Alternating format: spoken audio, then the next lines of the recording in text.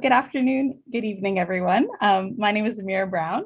I use she, her pronouns, and I'm the Events and Communications Coordinator at Hopewell Eating Disorder Support Center in Ottawa. Thank you all so much for being here this evening.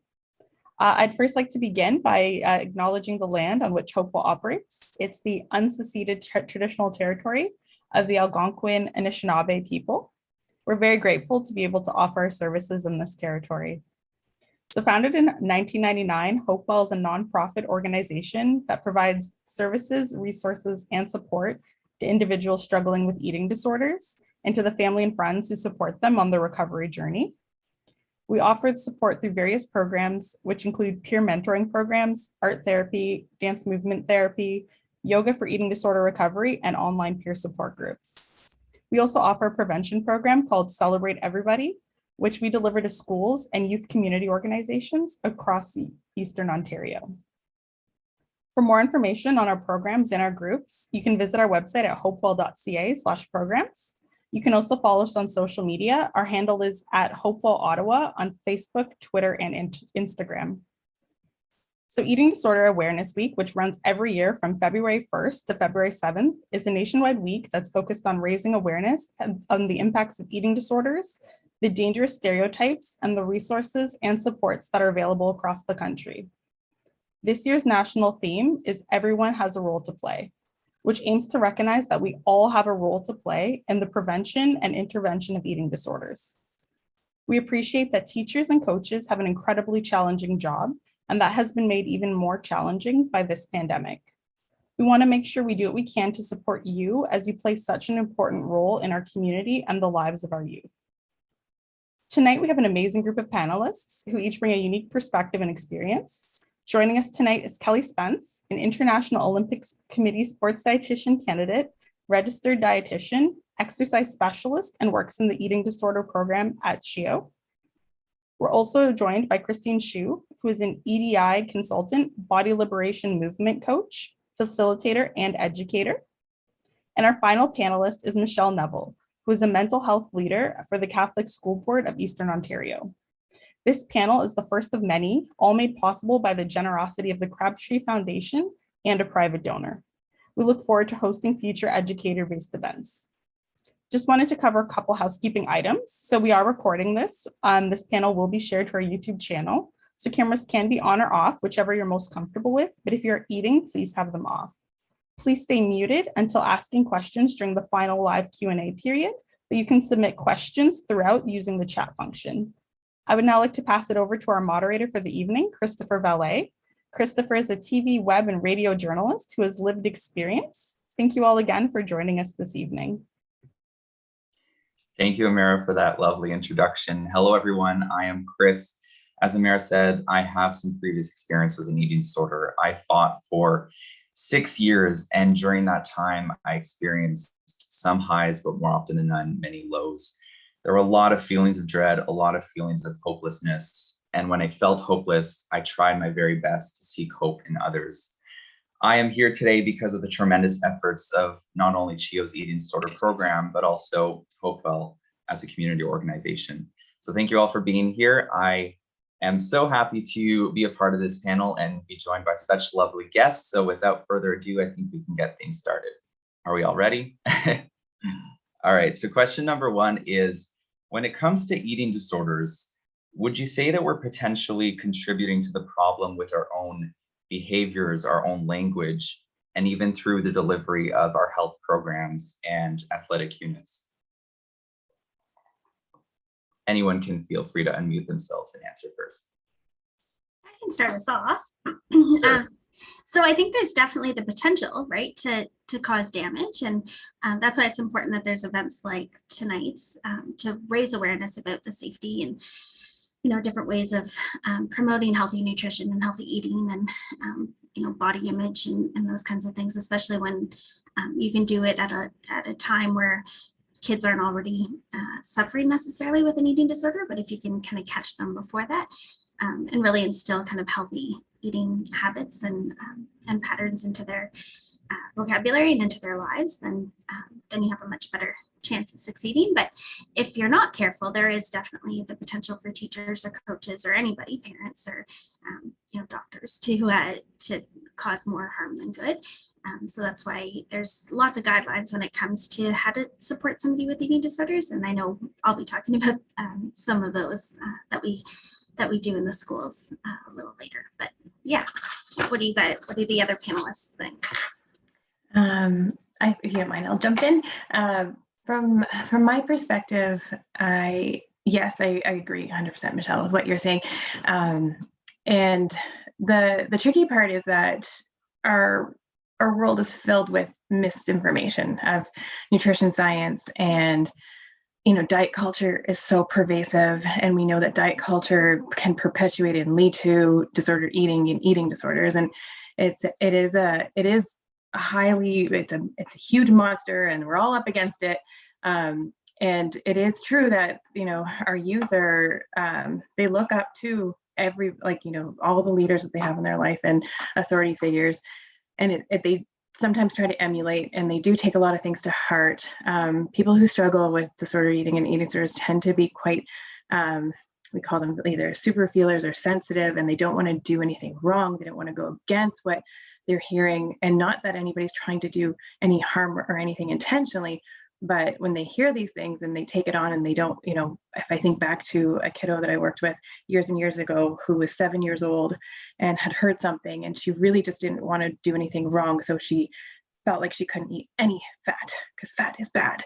And when that's simply not true, but that's what her brain heard, and she didn't want to do it wrong. So I think, again, we all have a role to play, hence the theme of our week and of our panel here. But yes, when I think about the work that I do with my patients and clients in private practice, it's all about trying to flip the dialogue or the monologue into positive nutrition messaging, and because there's all this fear mongering in the world about things you shouldn't do, or as opposed to things that we should do, things that are good for us. What is great about all these foods, and really all the foods do fit for people. And that's a theme that we use in eating disorders treatment all the time. And from a prevention perspective, that is an angle that I often want to use as well with everybody, because unless someone has a medical reason to avoid a food, there's no reason to avoid a food. It only perpetuates the disorder thought behind it. And I'm going to stop there because otherwise I could keep on going. So Christina, if you want to, or Christopher, if you want to join in, go ahead. I'll jump in here. I'll try and keep it as concise as possible. I would answer yes, absolutely. The world that we exist in right now, and the society and the systems that are built in institutions, it completely perpetuates and enables distress and disordered eating entirely. And I say this from the standpoint of literally just kind of stepping in here from a support group that I was facilitating specific to movement and exercise, and dealing with the challenges of relationship to exercise and movement there for folks who are managing ED.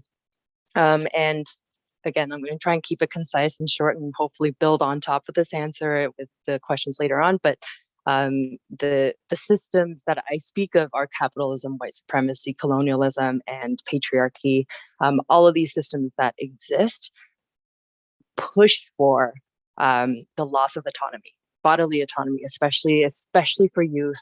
When we think about ageism, and when we think about healthism and the hyper focus on health, that hurt especially folks who experience chronic illness and have to manage chronic pain, and dismisses and essentially gaslights the ability for folks, especially folks who are vulnerable. So I'm talking about folks of all ages, but it really starts from a younger age, of essentially building up barriers that takes away autonomy, bodily autonomy. And that has a huge correlation to how people in these spaces of trying to heal and being in recovery, of for them to say, is this messaging that I have in my head my own messaging, or is it messaging coming from my parents, my caregivers, guardians, my teachers, coaches? I work with athletes who have distress and disordered eating and don't know it. I work within the fitness industry, and I call myself a fitness anarchist because I am very much there for folks who can move in ways that they would like to move that feels good or neutral. And because having a body is hard, and that is not the type of messaging that we all grow up with, especially coming from a place of thinking about health and phys ed, how that's taught in schools, as well as how coaching is set up. So I'm saying it's not just one person who's doing it wrong, but that collectively within the systems that we exist, unless we are consciously and actively working against these types of messaging, being intentional about saying, you're going to be exposed to this messaging, whether it's in the sports world, whether it's in schools, whether it's at home, in social media especially, you're going to be exposed to this. And how do we make sure that we are validating youth and kids and students in the ways that they're having their bodies? And I personally take a body liberation approach to this. So I'll pause there for now and share more perhaps with the questions that are up ahead. I absolutely agree. I think we live in a weight-obsessed world, and part of the reason why it took me so long to recover is because of that. I can't imagine, Kelly was actually my dietitian, and I can't imagine the amount of times I gave her a headache because I would constantly give her false information that I found on the internet, and I was no longer believing a health professional. I was believing what I read on Reddit or Twitter. It is very, very challenging. So thank you all for sharing your thoughts. The second question is, which youth would you say are most vulnerable and at risk for developing an eating disorder, and why?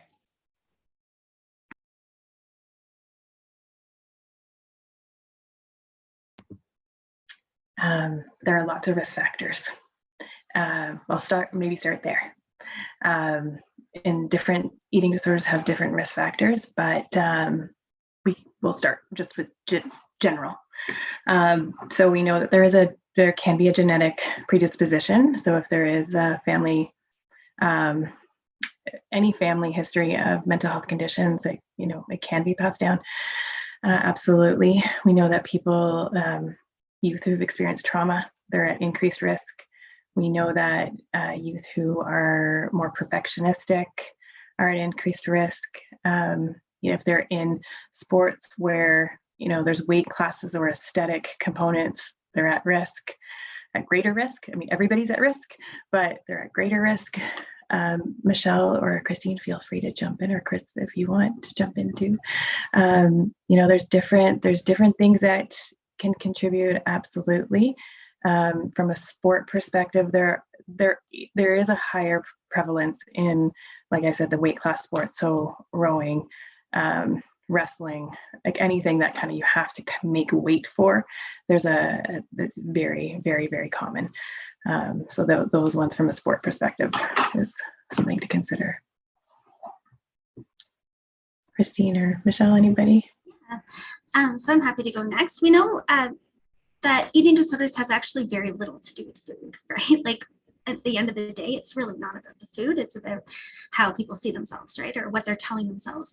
And honestly, it's a really good distraction, eating disorders, just like substance use or self-injury, where if people are overwhelmed with feelings of loss or feelings of helplessness or feelings of that they can't control things, then they're able to control something, and they're able to distract themselves from all the underlying pain or underlying anguish that they're feeling, and focus on all the different things that go into your head. And it's a lot when you're dealing with an eating disorder. So how many calories is that, and when am I going to exercise next, and when am I going to purge, or how much am I going to exercise, or how many calories do I have to burn in order to be able to eat that? And there's just so much distraction that the eating disorder lends to somebody that it actually can seem like it's helping, right?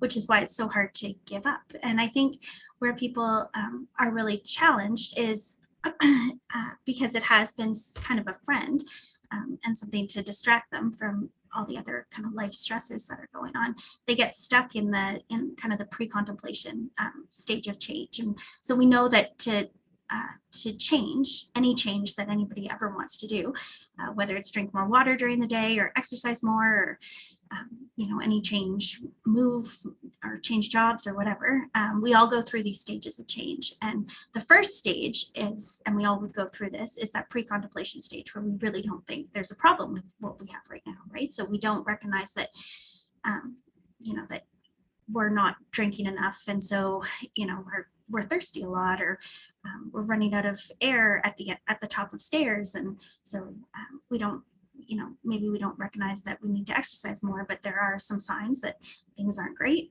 And then the next stage is that contemplation stage where you start recognizing that the actions that you're doing are causing problems. And so it might be worth thinking about changing, right? And so often we want to go from that pre-contemplation stage where people are not ready to change to the action stage where we kind of impose change on people. And I find like a lot of the kids that I've worked with who struggle with eating disorders, more often than not, they're in that pre-contemplation stage. They see the eating disorder as something that's helping them.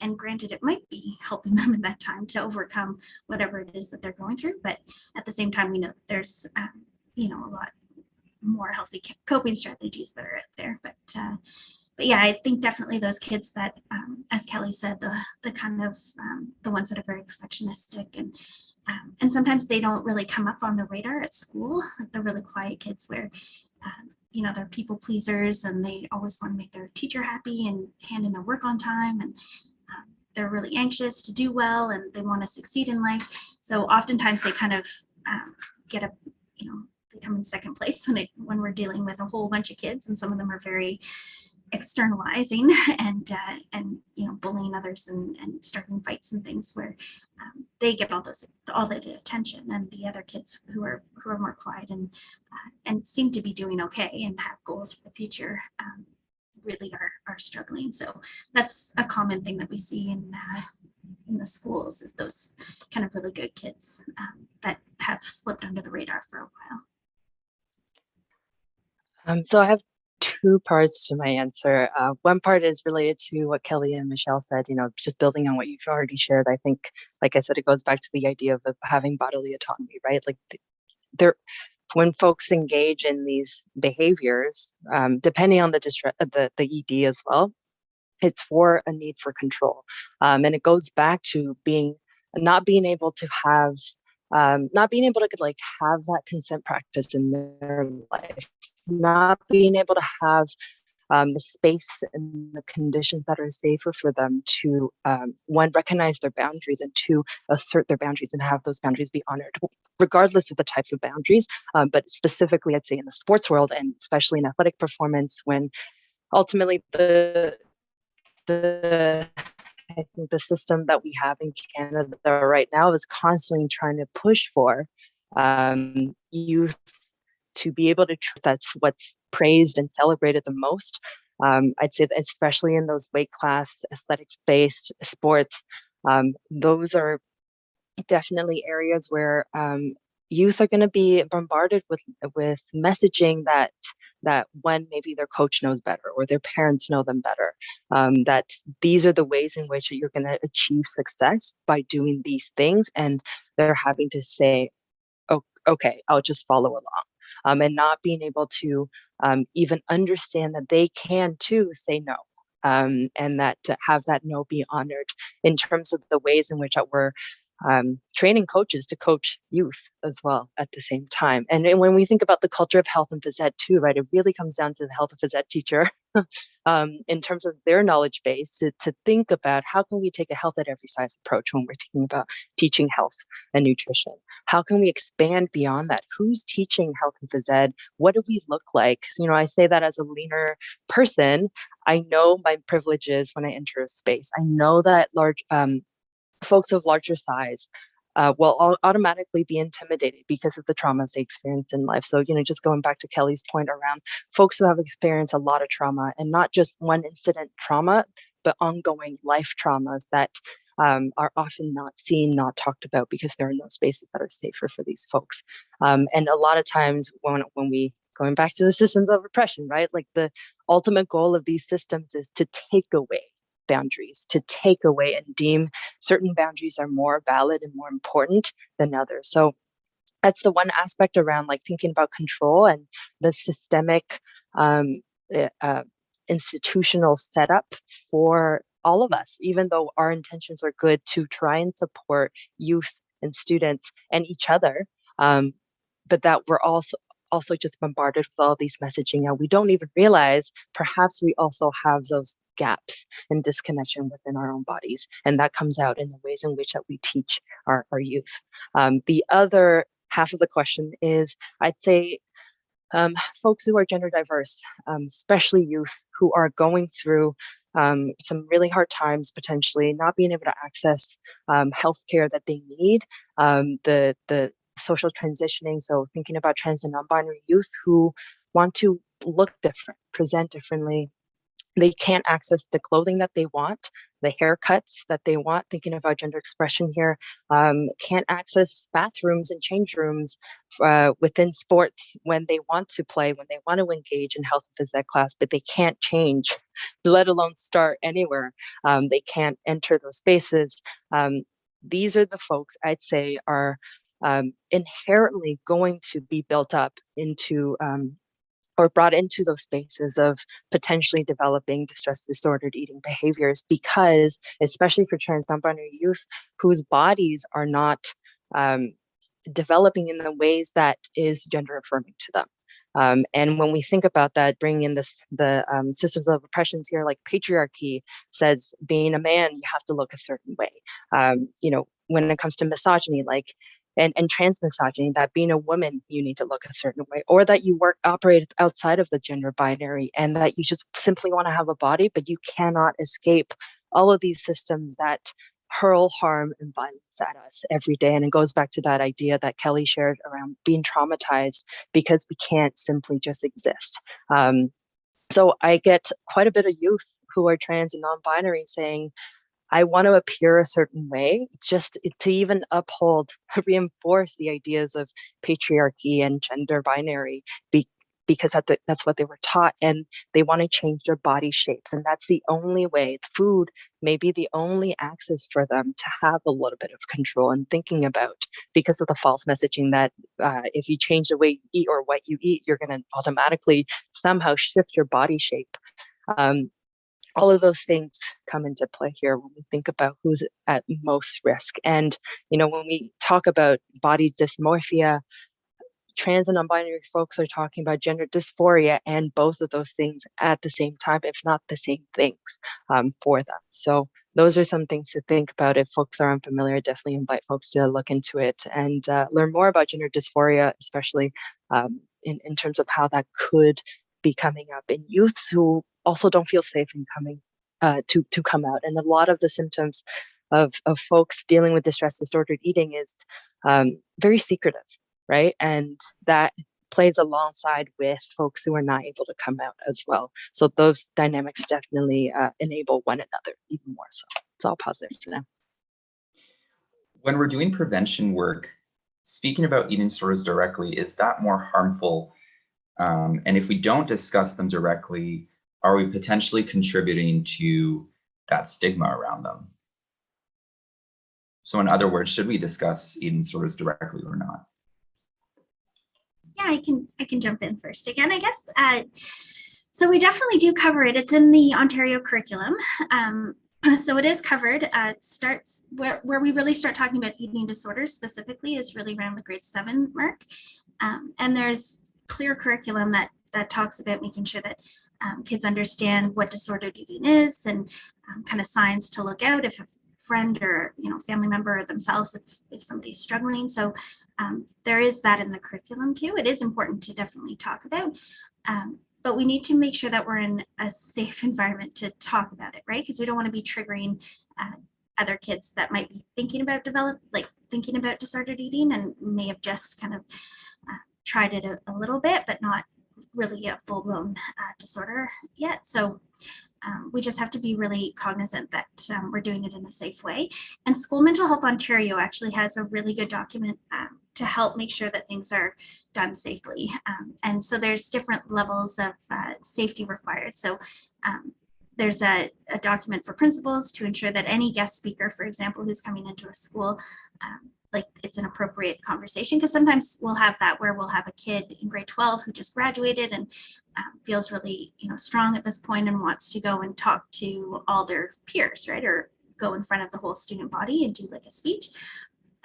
And although that's a great idea, sentiment, it can be very triggering both for the presenter, right? It can be very unsafe, and also for the the student body. So one example of a recommendation from School Mental Health Ontario is never to do anything around.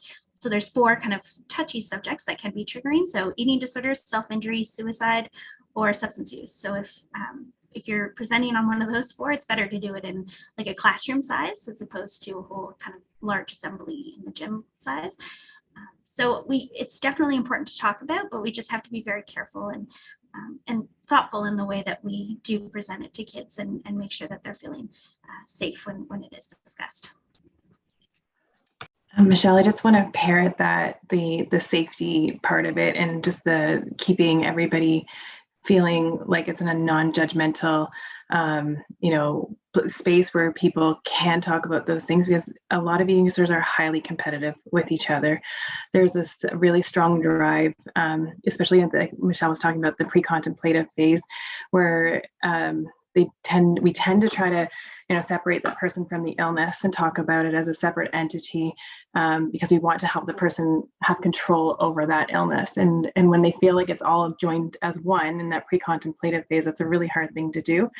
And so in that phase is when I've seen, especially in tertiary care, that there's this really high level of competition, like who can be the sneakiest, who can be the sickest, who can have all these different methods of being undetectable and things like that. So the safe space, and which is the role from my perspective in tertiary care, it's the job of us who are running the programming and stuff like that to help people feel safe. But I think from a coaching and teaching perspective, it's the job of the people that are working with those youth and making it feel like people can talk about it in a way that keeps them it's safe, and that there's not harm being done. And sometimes even putting a disclaimer at the beginning of a class, or saying that there could be some things in this lesson that could be difficult.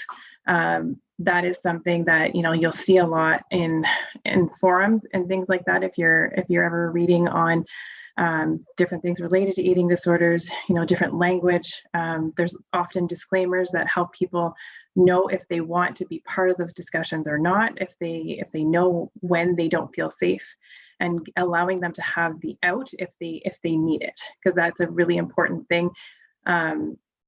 And that's some things that we do too in terms of curriculum for certain classes. If someone's in the crux of their eating disorder and nutrition education is triggering in all shapes and forms, we do ask for them to be exempted, or we modify the ability to achieve that curriculum, which may come up in another question. So I won't dive into that too much. So I'd say that taking a harm reductive approach is really key here. Recognizing, just building on what Kelly and Michelle were saying, like assume that any conversation that has to do with not just eating, but actually body shape and bodies and body functions, assume that any of those conversations could be triggering. I think if we operate from that standpoint, then, putting in content warning and saying, we're going to talk about food today, or we're going to talk about bodily functions today. Any of those type of content wording can really help folks to feel safer. So yeah, and I always say safer because it's never guaranteed that a space is safe. Because especially when navigating having 35 students in a classroom, right? Like I've had to do that. And it's really hard to know who's talking about what and who's taking over the space. And we already acknowledge that a lot of folks who with distress and disorder eating will likely be very quiet about it. And so, just thinking about, so the classroom environment is really key, but also thinking about how are we as educators and coaches, and anybody as a caring adult in the environment, in the circle of the students, potentially upholding messaging that could again, enable distress and disordered eating, or having a negative relationship to our bodies.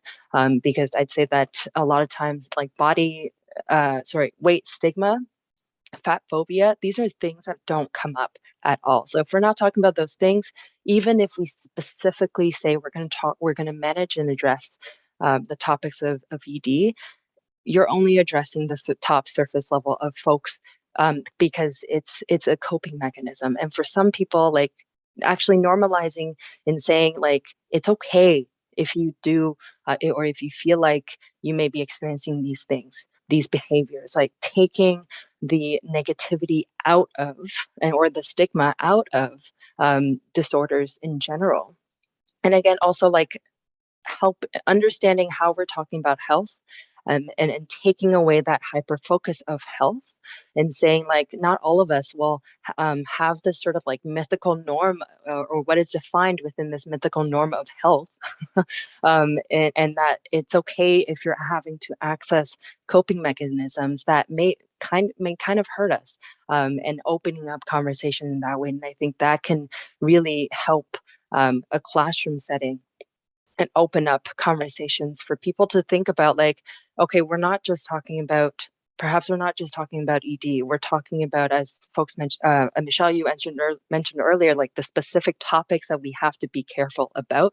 These are all things that are somewhat connected, because ultimately people are coping because life is hard. Having a body is hard, and that's something to note when we're talking about distress and disordered eating. I always use this language as opposed to ED, just so that people have that agency to name what they are going through in the ways that they want to, and that they have that kind of agency taken back, to be able to say, yeah, I have ED, or no, actually, I think mine is much more of a disordered eating. And like, people don't know the differences between the two either. And I can say that in my experience of witnessing and experiencing health and phys ed, none of those things were shared and said. And I think in normalizing the conversation about how relationship to food and relationship to boundaries are like super key and super common, and that it's okay if we do struggle a little bit. And that doesn't mean you automatically have ED,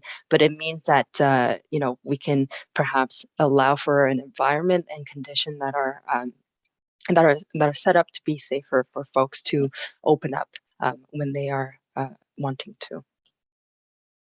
Beautiful. Such insightful answers. Thank you, everyone.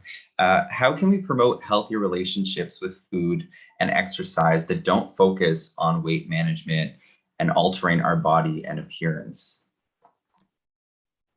Yeah, I can start it again. So that's like the big question, right? Like, how can we really encourage kids to be active and to eat healthily, and hopefully not worry about their weight and what others might perceive of their body.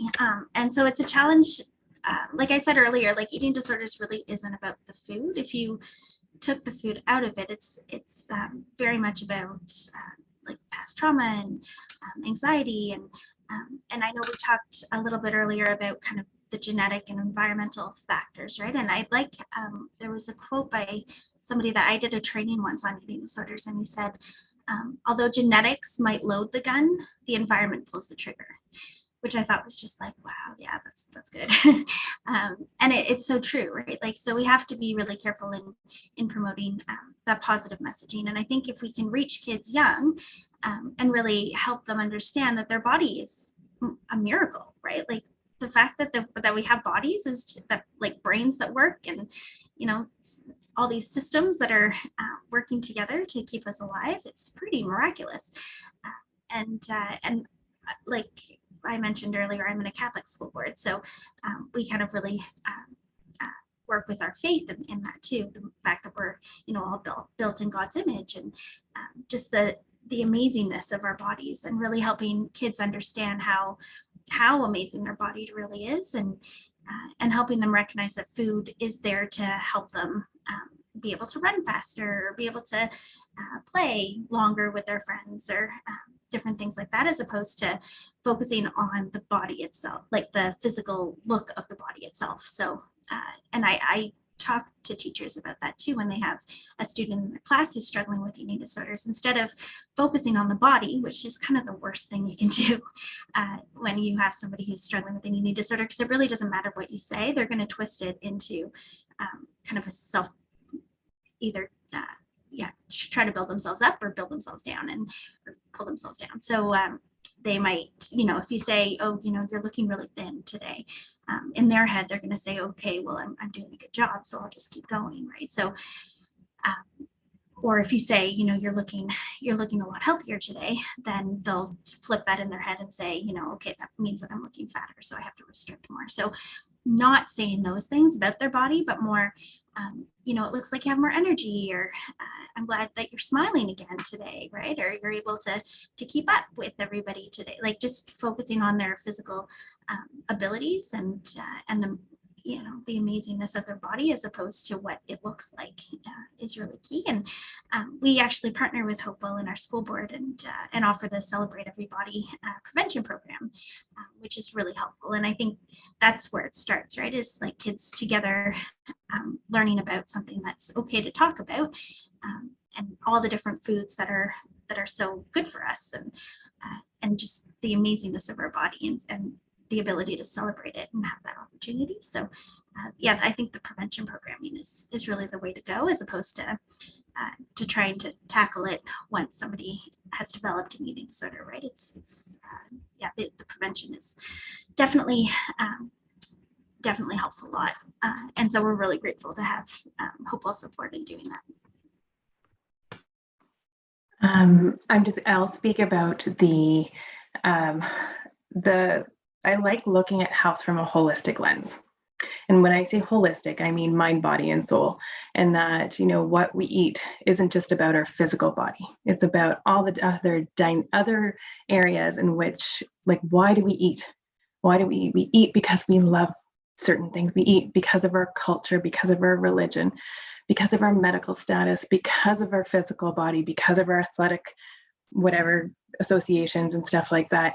And it's not just about the physical body. So when you get someone who's struggling with food to talk about the proportion and like why they eat, the skew of the pie chart is about 80%, 90% to 100% for the physical body. And then it's like the eating disorder and disordered eating take away all the other reasons why we eat. And that's a huge thing that we need to foster with people, is that this is a huge part of prevention, I think, and that all those aspects in terms of when we are in a good place in health, those things are more in balance as opposed to just focusing on physical health. So, if we're eating just for weight, if we're exercising just for weight, we're not being healthy, because that means our mental health is being sacrificed, or some other social health is being sacrificed, because a lot of people are struggling with eating, from disordered eating to eating disorders, usually are isolating themselves more and more and more because a lot of social situations revolve around food, and that becomes distressing to be part of that. And the eating disorder doesn't allow them to take that time and takes that away from them.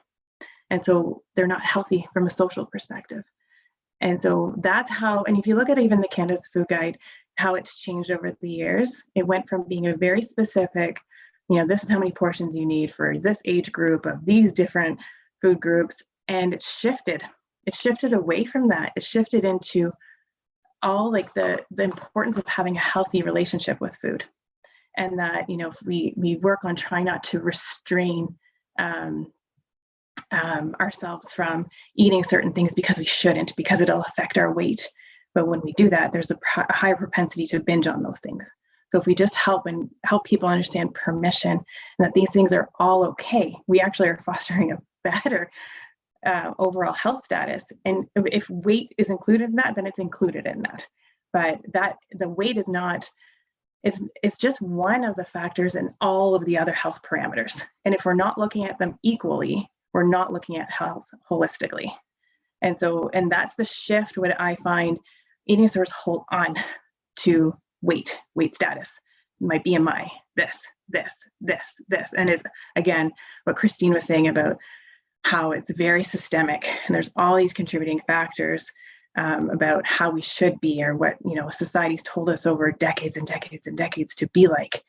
And it's a really hard thing to go against. But when you look at the prevention lens, and if we can take that as the role of an influencer, an educator, a coach, and we look at it from that lens, and that's how we know when people are either being pathological or not.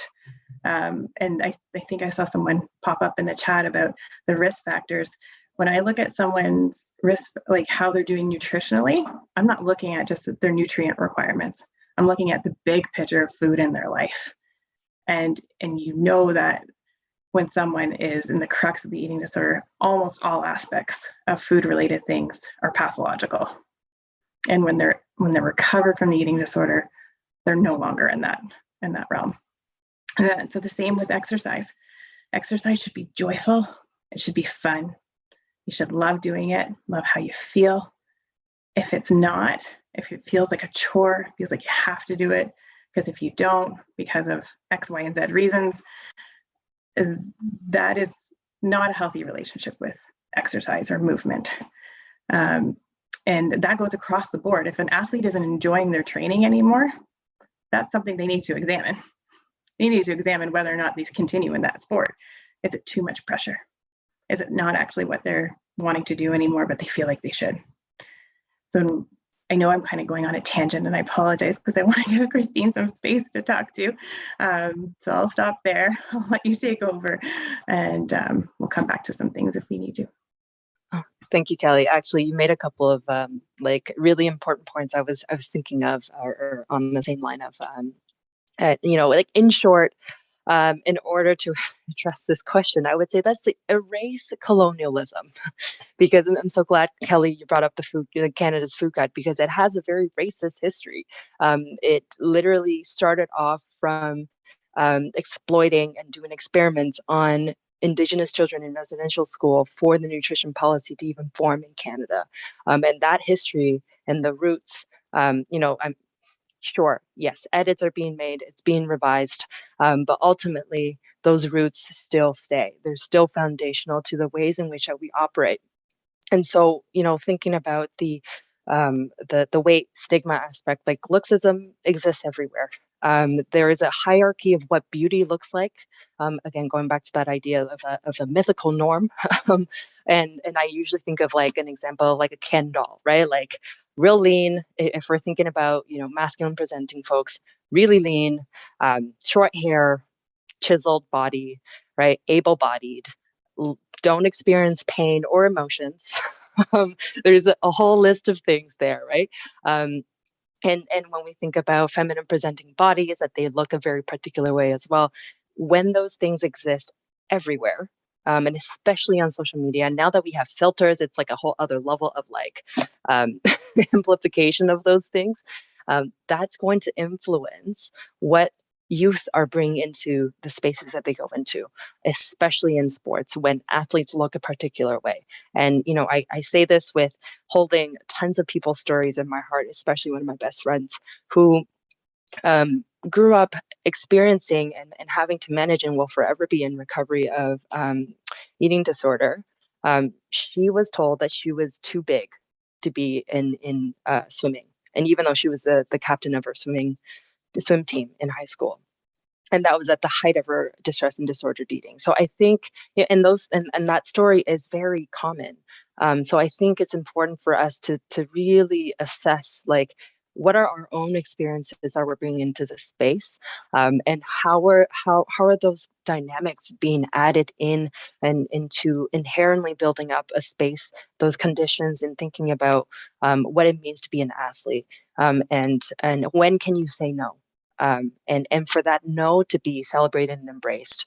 It all goes back to those ideas around thinking about autonomy and also making judgments that serve us and not the messaging or anybody else around us. That can really help folks to decenter weight, decenter looks. I'd even say decenter health, because health has a lot of meaning to it these days. And actually that word is used against folks who are larger. Always. Medicalized fat phobia is something that happens and starts very early for kids to experience. And then for folks who are moving through the world in a fat body, they continue to experience it and not being able to access the healthcare that they need. So all of these things actually add into how and why weight stigma and fat phobia are constantly tied to eating disorder, because it's forced onto people. Amazing. Just for the interest of time, we'll try to keep our answers a little bit more concise just so we can get to the Q&A period, but all very great answers. And obviously I would love all the time in the world. But the next question is, as coaches, how can we train and encourage our athletes to achieve their full potential without triggering eating disorders? And I think we mentioned a little bit of this in the past answer, but feel free to elaborate if you will. Again, sorry, is it okay if I jump in first? Sorry, I just started to. I would always try to take it from a positive lens. Always. Like, these are the things that we need to do in order to help us be successful. These are the things that, will help you. So feeling your body properly, getting enough sleep, doing all the things, being kind to yourself when it doesn't feel good. That's the language as opposed to the don'ts. There's lots of don'ts out there, lots of negative stuff. And that, again, a lot of the kiddos that I've worked with over the years, just lots of guilt, lots of shame when they're doing things that they're like, I want to eat chocolate.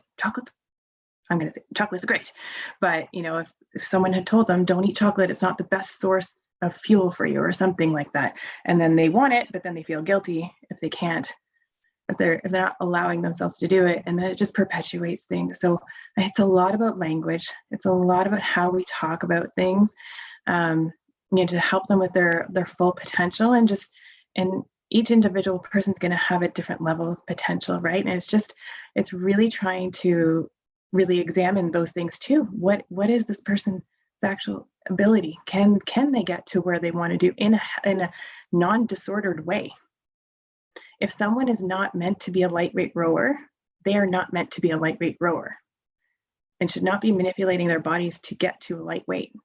They should be a heavyweight and become strong and powerful and fuel their bodies so that they can be their natural state, because otherwise that's going to perpetuate the disordered stuff. So we have to really examine each individual athlete and what is going on for them, and trying to help them achieve what it matters to them. What do they want? What's realistic for them?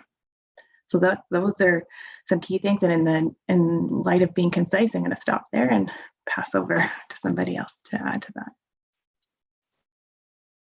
I'll go. I'll also try and keep it concise. I think within the institution of sport and how we come to know of sport, from playground to training, beyond, I think there's not enough space for people to think, to be able to talk about their emotions. There's hyper masculinity, toxic masculinity that's like very much upheld in the ways in which that we're teaching kids how to have a relationship to sport and their body, and including nutrition. So I think it's really key to ask yourself, are there space for youth and for kids to talk about their feelings from the get-go? Are we checking in with them when they show up for practice, when they're showing up for a health and phys ed class? Are we simply saying like, hey, everything's fine? So like, we'll recognize, oftentimes what ends up happening is like, we recognize like, yeah, mental health is important. All of these things are important, but we're not actually recognizing the realities of the youth who are coming into the classroom and actually having to deal with so much stress. Maybe they're coming in from a single parent family. Maybe they have to take care of like their 3 other siblings. Maybe they have to go to work, like, and work through their school times. Like, there's so many things. Or even like maybe they are experiencing sexual assault on an ongoing basis and they're not being believed. There's so many things that can add to the stress level of a youth who may be using sports and food to distract and to cope with the hardship, the adversity that they're dealing with. And we're not leaving enough space for folks to be able to talk about it. And I say that because in the work that I do within sports inclusion, every single time throughout this whole pandemic, I hear people saying like, oh, it feels so nice to be able to like talk about our feelings. I'm like, oh my God, you don't talk about your feelings. So it's really, I think, important to provide the space to open up, to trust the folks who are in the space, and slowly chip away at the idea of the factors that enable shame, because I think that is a huge piece around student athletes, especially when they're thinking about the pressures they get from their coaches and parents, that they're shamed into not talking about the fact that they have distress and disordered eating behaviors, that they're struggling, and they can't even say, I'm not having a good time. Because they feel like their self-worth is only on their ability to perform as an athlete. And that happens a lot with athletes, right? As soon as they get injured, they're like, I don't know who I am anymore. So that's part of the culture, I think, that needs to be examined in order to support folks, especially folks who are dealing with distress and disordered eating. And I'll just add a little bit quickly. So I think personally, sports are so important and it can be so beneficial for mental health, right? And so if we can keep it a safe and positive atmosphere and a safe place for kids to enjoy their bodies, essentially, then that's great, right? So I think it's really important that like we recognize that we're all in this together, and we just act kindly to each other, right? Like, you know, it's tough to be a teenager and to be going through this like hormonal wreck of a time in your life, and try to get through unscathed. And so just recognizing that kids are struggling, right, with whatever they've got going on.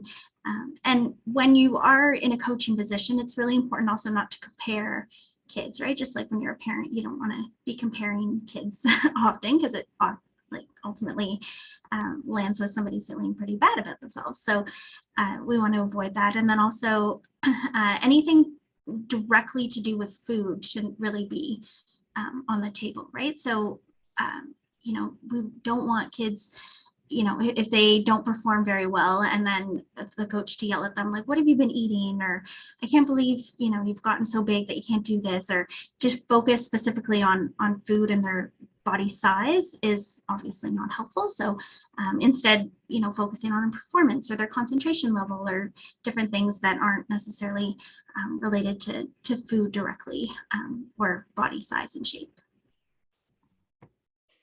And we'll go to our last question before we open up to question and answer period. What can we do to support a student or athlete who we suspect has an eating disorder, or maybe has disclosed that they have one to us? Yeah, so I'll start out, I guess, this time. So one thing is to check on them, right? Like, we are often afraid to have open and direct conversations about tricky things like eating disorders or suicide or self-injury. And what the person really needs is to be heard, right? To let you know their story of what's going on. So instead of just going from, oh my goodness, you're not eating, to, okay, how can we get you the help that you need? There's an important like listening step that's often missed in between those two. And so just recognizing that somebody is struggling with their eating, and then giving them a chance to tell you what's been going on, right? Like, why is it? Because that's a way of then recognizing what they're struggling with coping with, right? So it could be that they need a distraction because they're overwhelmed because they're being bullied at school, or they need a distraction and they're using food as that distraction because they don't feel good enough in ballet or whatever, right? So by having them tell their story and really understanding kind of where they're coming from, then you can help the child better, or youth better, understand different coping strategies that they might want to use instead. It's also good to check on them and make sure that they're not visiting pro-ana sites, or I can't remember the bulimia one of my other panelists will know.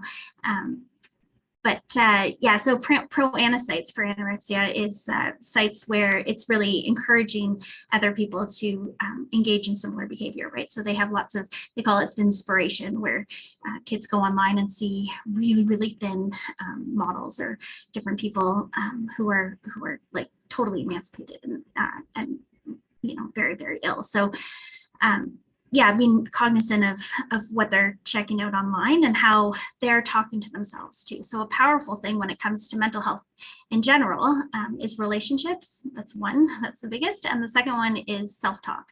So what are you telling yourself, right, about yourself? So we might hear somebody say something to us, once, but in our own head, we might repeat that to ourselves over and over and over and over and over again. So really helping kids recognize what that messaging is in their own head can go a long way. And it really takes being a good listener to be able to do that. There's also several resources. So CHEO has a lot of helpful information when it comes to eating disorders. If you go in their like A to Z directory of different diseases and click on eating disorders, there's lots in there. I put a link for School Mental Health Ontario. Kids Help Phone also has excellent resources across all mental health areas, including eating disorders. There's one activity which is called Write a Letter to Your Eating Disorder, which a lot of the kids that I have worked with really enjoy doing. There's also One Call, One Click. I don't want to give everything away because I want to give some time to my other panelists, but I'll just mention quickly One Call, One Click. You can look it up. It's an excellent resource too. PLEO, the Parents Lifeline of Eastern Ontario, for any parents who are struggling, because we know kids do better, right, when their parents are okay. So PLEO is another one. And actually an app that CHEO recommends is called RR. I'll put it in the chat too, but RR, Eating Disorder Management. So I'll put that in the chat, and that's an excellent resource as well. So a few resources out there to definitely help kids who are struggling. Yeah, I can't even begin to echo the importance of checking in on someone, although the youth might not want it at that very time because the eating disorder does not want to be checked in on. If I relate to my personal experience, the reason why I actually sought out help for the very first time was very medically fragile and very, very unhealthy. My mom was questioning me for a very long time, but ultimately it took my gym teacher to tell her, okay, there's really something going on. This is quite urgent for her and myself to realize that this was not normal. And eventually that led me to go into the emergency room, and had that not happened, who knows what would have happened. So I just really want to emphasize on that. We will go to a question and answer period. So I believe there are some questions in the chat that I will read out loud, and I will give you all a chance to answer them.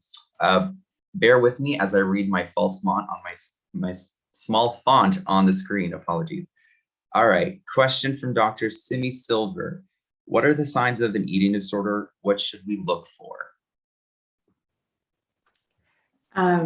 There's lots. So to start with the physical stuff, like again, it's diagnosis specific, but you will notice different things happening. If it's anorexia nervosa restrictive subtype, you will start seeing bony prominences, so like a protruding clavicle, a scapula, vertebrae, things like that, decreasing fat pads in the temples, in different places where people who are well nourished would have them. And you start seeing like increased hair on the skin. You'll see oranging of palms. You'll see brittle, flaking nails. If it's bulimia nervosa or ANBP, which is anorexia nervosa binge purge subtype, you'll see erosion in the teeth. You'll see, the knuckles getting red if they're using their hands for purging methods. Lots of gastrointestinal issues like reflux, constipation, depending on if they're using laxatives or not. Brittle hair, falling out hair, pale, cold, poor sleep, poor concentration, your mood disturbances like irritability. Often their grades are starting to slip from a lot of them, not always, but sometimes for sure. Isolating behaviors. Feel free, Christine and Michelle, jump in. There's quite a few. Yeah, just a couple that I might have missed it as I was putting in the other addresses or the other links. Okay. But oftentimes people who engage in bulimia too will have, or like purging, will have like almost like chipmunk cheeks. So their salivary glands here get kind of swollen, which of course isn't great for body image either. And another thing that's interesting, and I noticed your dentist, is their breath will kind of smell, if they're purging a lot, will kind of smell sort of appley. So it's not really bad. It's just sort of an apple kind of smell. So that's another telltale sign that somebody's purging a lot. That's a good point, actually, because even if there's lots of restriction, they could have increased ketone bodies that smell like ammonia or nail polish remover. So that's also a sign too. Christine, do you have any to add to that? No, not within the clinical spaces. That's certainly for sure, because most of my work is within more so a peer support kind of facilitation space, and having worked with folks specifically just coaching through a body liberation lens here. But I think, like I said earlier, yes, there are specific signs and symptoms to look out for, absolutely valid. And I think it's important to recognize the type of language that people are using to talk about their bodies. That can tell you a lot about the types of pressures that kids are feeling, that are being exposed to in their friend circle, in their environment, and noticing for the coaches who are in connection with parents too, right? How are the parents and the caregivers who show up for games and practices, for the folks who are, perhaps outside of the school space, but in an athletic space, that, how are those parents talking to the kids? Is it very power-based? Do these kids have access to being able to, again, going back to the idea of boundaries, do they have bodily autonomy in what they do? Because a lot of times, again, going back to those, what I've already shared, those are the signs and symptoms that would even be precursors of the actual bodily, physical, physiological signs and symptoms that I can't speak to and won't speak to, but for sure the socio emotional factors can really tell us, what's going on. So if you see a larger kid who's wanting to do sports, that kid is probably experiencing fat phobia within the sports environment. That is something that you can likely assume it is built into the sports culture and diet culture. And so it's not that you have to go specifically check in on that one kid, but it's important to, I shared in the chat, in understanding how are we talking about things, and like building in the messaging and doing this by saying, that all bodies are inherently valuable, regardless of body size, shape, ability, race, all of those things. I think thinking back on that and how can we integrate that kind of practice into the things that we do as well can help with both prevention and intervention, and also being able to also see yourself, like, we can all see ourselves as safer people for youth to talk to, but it ultimately comes down to the people who we're trying to support, for them to decide whether or not we're safer. So thinking about how can we be safer people and supports is also another key factor here. I just wanted, sorry, Michelle. It's okay. I just want to say that body size is not an indication of severity of illness. Someone can be struggling immensely, both physically and psychologically, and appearing from an outsider's perspective as though they are living in a healthy weight category. But that is a very stigmatized idea, that the more, and while yes, people who are severely undernourished can be very low weight, we know that people can be just as sick at various places along their weight status. So that's something to keep in mind too. And then the other piece I just want to speak about from an athletic perspective, the signs and symptoms that you will see as coaches is more related to the relative energy deficiency in sport. So you will see decreases in reaction time, coordination, endurance, speed, power, all the things that coaches are looking for in their athletes. You will see that decrease before you see changes in an athlete's weight. So I think that's a really important thing for coaches to see. Like, your athletes, the people that are there, and you know what they're usually able to do. So if you see that they're sluggish, not getting to the ball as fast as they typically do, or their thinking is just not happening the way in terms of their playmaking, that could be that something is going on. Okay, go ahead, Michelle. Sorry, yeah, and just the second part of the question there was, how do you talk about it? Like, how do you bring it up to support somebody? And so just really quickly, I didn't want to leave that part out. So what I would do is, like, really, when people feel like you're genuinely concerned about them, it's much more likely that they're going to open up, right? So just being careful not to take like sort of a judgmental approach. And sometimes we're well-intentioned, and it's not that we mean to be judgmental, but, you know, saying to somebody, you know, that's all you're eating, or just comments like that, as opposed to, you know, I'm really concerned about you, and I've noticed that, you know, you're not eating like you normally did, or you're you know, you don't have the energy like you used to have, and just having a frank conversation, and just letting the person know that you notice that something's up, right? And not in a judgmental or kind of harsh, punishing way, but just to let them know that they've been seen, and they have somebody that they can talk to if they're struggling. Yeah, absolutely. And I think in favor of that openness, I think not necessarily leading the conversation with what's going on and sort of working your way to that point is really crucial, because youth sometimes are timid, especially those who struggle with eating disorders. So you want to get to know each other a little bit before you get into those details. I think that's really important too. A question from Allison: should significant weight cutting be allowed in sports? Is there a healthy amount of weight cutting, or should it even be allowed? Yeah, I think Christine answered that a little bit. Right. Did anyone else want to jump in, or? I just want to say that there's a lot of work being done in this area of trying to take away weight classes. They're really trying to revamp, and I know that this is a long-standing thing, and it's going to take a lot of work and a long time to probably change, but there are a lot of people that are really trying to change that because of how dangerous it is. It's so dangerous, both physically and psychologically, to go through these weight cycling processes, and regardless of how people do them. And so, yeah, that's the short, is that it's dangerous. I think people should be fighting in classes that their bodies are naturally supposed to be in, as opposed to trying to cut in unhealthy measures and then rehydrate or do whatever it is prior to the event just to bring it back up. It's not good. In the short, that's my very also biased opinion, because I work in this area and I recognize that.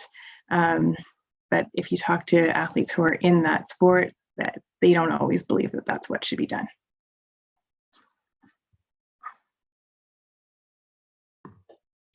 We have a question from Lori, who says, how do we educate our coworkers who may not be on the same page as us? So teaching from a health at every size and anti-diet culture perspective. Yeah, so that's an excellent question. School Mental Health Ontario has lots of good resources for teachers around the phys ed curriculum and how to make sure that it's done safely. And there's lots online. I would also encourage you to check out to check in with your mental health leader. So the mental health leader has a lot of different, I'm not sure if you're in our school board or in another school board, but in whichever school board you're in, as long as you're in Ontario, then there's a mental health leader in your board. And so that person can help kind of guide you, and can even come in. I've worked with phys ed teachers too, so I would go and speak with them one-on-one or in a group setting. I know PD is tough now, but the mental health leader can come and kind of help educate the teachers who are then going to support the kids. That's kind of our job. I think also repetition is really important. And this goes for the kiddos, like the youth, the athletes, and people who have been subjected to diet culture for decades, whatever it is. It's everywhere. It's been there for so long, and it is something that like the health at every size shift in our healthcare system and our world is more recent than diet culture. And so we have to keep that in mind, is that it's going to take time to shift everybody and to get and we may never get everybody all on the same page, but also trying to help people teach and practice from a lens of doing the least harm possible, and talking about what could and could not be harmful, and how to go about things in a way that could foster the least negative outcomes. Oh, jump in here real quick, trainer hat. So I'd say that there's informal ways of educating your colleagues in the space. There's also formal ways. So formal ways, you would look at professional development work, but informal ways, like it really comes down to also like how you experience your experience with your colleagues. Like if you're somebody who is dedicated to this work because it impacts you directly, then you have to do some self-assessment, right? Of like, risk assessment of like, how much will this impact my relationship to my colleagues? And because I've also supported educators who had to quit their jobs because the environment was so toxic, that they tried to shift and didn't work, that they were experiencing even more harm and furthering their ED, because their colleagues are refusing to even hear her out, and we're actually bullying her in the workplace. So that's one aspect of it. The other aspect is to look for materials online, social media. Look for teaching materials that you can present, that you can make available, as you know, in terms of pamphlets, right? And very much print them out, make them available in the physical environment. And I think that can really help with folks just casually picking up a thing and reading about it without you having to do the labor. The last thing I'll share is thinking through the types of conversations maybe you've had already. And I personally like to use humor to also call in people, call out people. So sometimes, you know, like, especially when I work in a movement space as a trainer, when somebody comes to me and say, hey, like, I'm so out of shape, I really want you to help me, I always say, oh, I'm so glad you brought up shape, because like it sounds like you're coming to me to be more in it. And where no one's out of their shape, but we're just disconnected from where we're at. And that can help reframe some of the language, some of the thinking there, specifically, you know, for folks who may be dealing with both waist stigma and ED.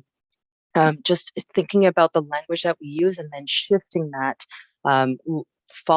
curating your social media, and looking at your online forums that you share with your colleagues. I know that most schools and school boards have these hubs of information for resources.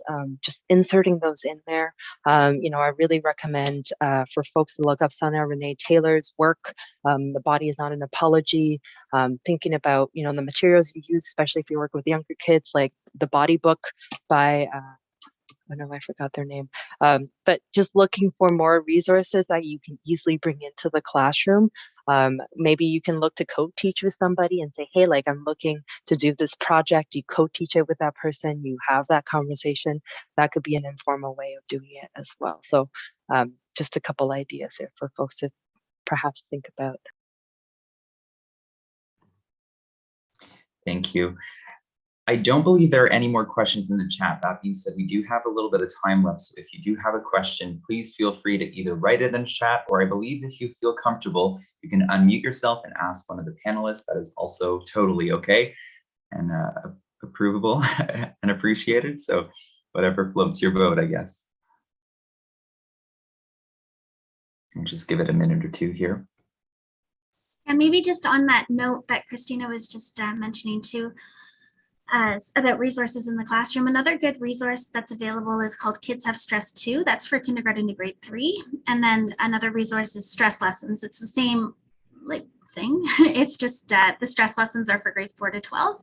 And then Kids Have Stress Too is kindergarten through grade 3. And it's all about how to deal with stress and, you know, taking deep breaths and doing different activities to help calm your body and your mind. And so that's a really good tool that can be brought right into the classroom and the ready-made lessons for teachers. So if you don't have access to that in your school board, you can always talk to your mental health leader to get the access to that. So like I said, oftentimes like really eating disorders isn't about food, it's about the underlying stuff, and stress and anxiety is huge in that. So if kids can, in kindergarten start being able to monitor their stress level and be able to cope with it better, then hopefully, we can avoid an eating disorder in the long run. I just have a quick question. I'm a teacher, and I have a student that often calls herself fat and is constantly comparing herself to other students. I'm just wondering if there's a good way to facilitate that conversation with our students when they are feeling that way, or they're constantly comparing themselves to others or the media around them. I'm just wondering if you could help us with facilitating that conversation. Yeah, that's an excellent question. And I guess I'll go first again. But from the perspective of a teacher, for sure, I get this question a lot. And I think just having an open conversation with the student is really important. So oftentimes, kids bring tough stuff to us, and it's sort of easier not to go down that that hole, right? And because sometimes we're afraid of that we're not qualified to be able to support them, or that that we're going to say the wrong thing and make things worse. And really, you're teachers because you're caring people, and it doesn't take much to just have a simple conversation with the student, right? So I would just sit down with the student and say, like, I'm concerned because you're talking a lot about being too big, and you're comparing yourself to other people. Like, I noticed whatever it is you noticed, and then you can mention too, like, sometimes we focus on our outward bodies in order to distract ourselves from feeling yucky inside. And so what is it that's going on inside that's making you feel big? And one time another person told me that oftentimes it's not so much about feeling big, right? Like feeling fat or after eating feeling really huge, but instead you're just full of huge feelings, right? So what are those feelings, and focus on that, and get into a conversation about what's leading them to feel so badly about themselves. Because again, it's not about the food, there's other stuff going on. Thank you. I think we have time for one more question if anyone has one. Sorry, can I add to that question? Sorry, my dog came by and just clawed on my hand. I couldn't get to my mouse. Another thing I think that could be an option is to also talk about the impacts of language when someone says they feel fat, and that the word fat, trying to take away the stigma from the word fat, like the negative connotation from that, can be another way to approach it, to say, hey, like, adding on from what Michelle was saying, asking about feelings, and then getting that could be one approach, and saying, like, tell me more about this word fat. What are you saying? And also, like, be mindful of the impact that you may be having on others as well. Is that something you want to have? Because other folks who may be in larger size bodies or fat bodies may be hearing you, and they're going to feel not so good about their body. So I think sometimes taking that approach might be helpful in terms of addressing the situation. Mm-hmm. Thank you.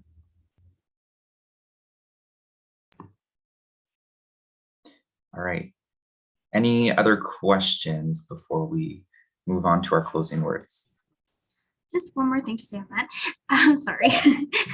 But just something else to keep in mind too is that through no fault of your own, like, I consider myself a pretty approachable, friendly person, but sometimes kids just don't want to talk to me, right? Which is totally okay. So it's not your fault, but sometimes it just helps to give the kid another option of somebody to talk to too. And a really good resource, I feel like they're commercial nowadays, but a really good resource is Kids Help Phone. You can kids can even text, so they don't even need to call anymore, because kids often don't do that, but they can just text with a counselor one-on-one. So a really, really good resource. And if you want to check out, I'll put a link on their page, but they have lots of different resources and lots of information about eating disorders on there too.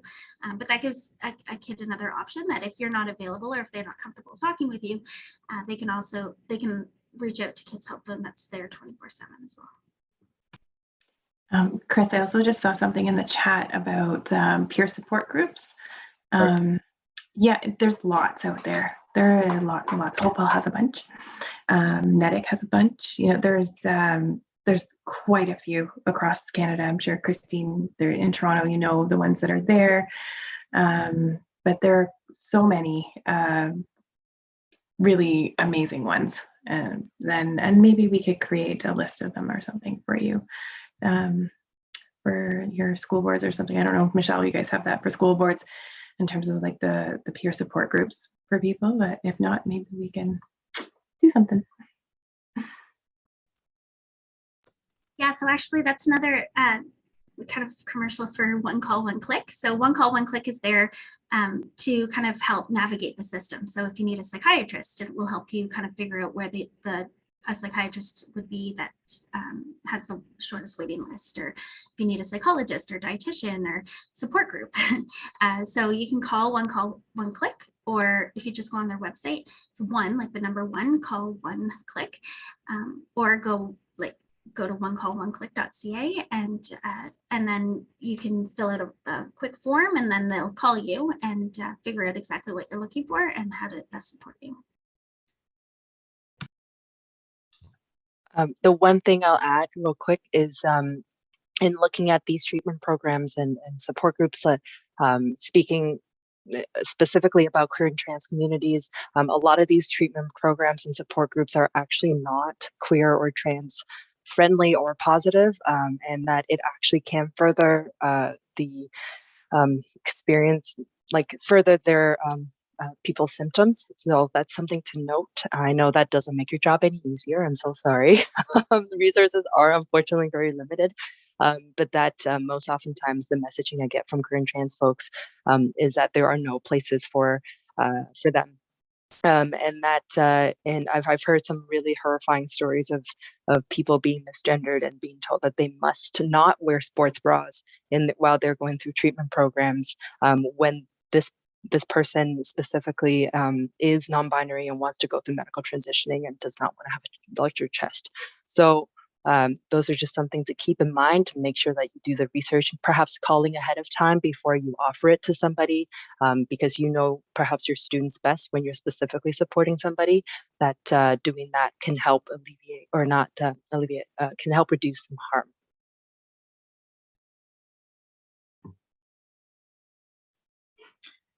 Thank you all so much for your insight, and thank you everyone for your questions that you sent in. I will now pass it over to Amira with some closing words. Yeah, so I just wanted to thank you again. Thank you to Kelly, Christine, Michelle, and Christopher for being part of this informative panel. Thank you everyone for taking part of this evening and your generous contributions to this organization. Should you have any further questions, you can always contact us at our website at hopewell.ca. Don't forget to sign up for our newsletter to stay informed on our programming and workshops and upcoming events. I will be sending out a follow-up email with a survey to see how you enjoyed your time today, and also all of the resources that were in chat today. So in case you didn't have a chance for those, there will be an email coming out with that. I just want to thank everyone again for joining us, and I wish everyone a good night. Thank you.